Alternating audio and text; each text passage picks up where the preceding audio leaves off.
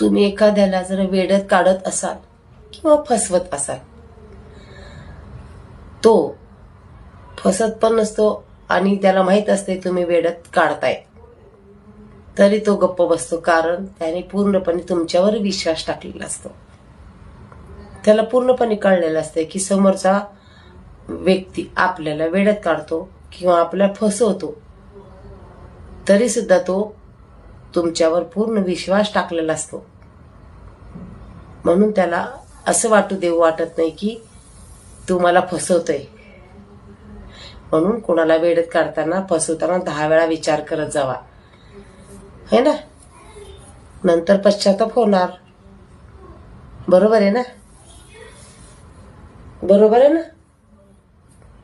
नंतर पश्चाताप होणार. त्याला विचारा, नक्की सांगेल हा.